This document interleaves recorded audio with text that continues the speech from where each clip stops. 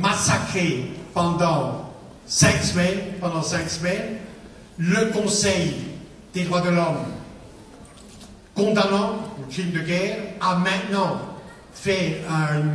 nommé une commission d'enquête, refus d'Israël de la laisser entrer et refus d'Israël lors des négociations actuellement en cours au Caire de lever le blocus. Ce qui fait, je vous donne un seul exemple, plus de 11 000 personnes ont été blessées, donc 70% grièvement, évidemment, essentiellement des femmes, des enfants et des hommes civils.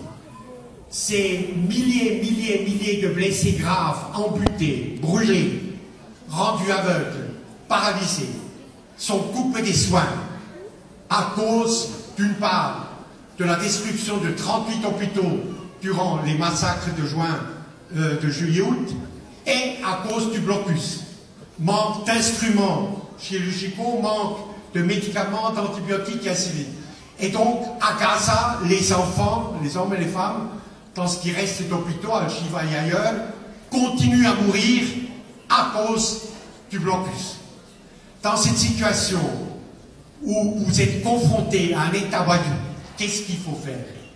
Eh bien, il y a la seule chose à faire, c'est ce que vous faites magnifiquement, organiser la pression extérieure, la pression extra-institutionnelle extérieure. Et la première chose que nous devons obtenir, c'est la suspension de l'accord de libre-échange entre l'Union européenne et Israël.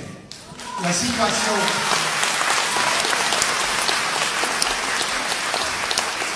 Et ce n'est pas, je vous rassure tout de suite, un acte de courage politique révolutionnaire extraordinaire. L'accord de libre-échange a été signé en juin 2000. L'article 2 de l'accord dit « Si une des deux parties viole les droits de l'homme, l'accord est suspendu ». Alors, s'il y a une conduite criminelle de l'État sur ces terres, avec meurtre de masse, c'est bien la conduite de l'État voyou colonial israélien.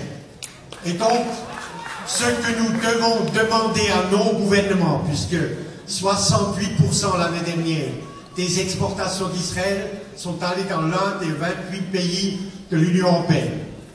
Si nous obtenions que nos gouvernements appliquent simplement l'article 2 d'un accord qu'ils ont signé, eh bien, dans 15 jours, les généraux de Tel Aviv reviendraient à la raison.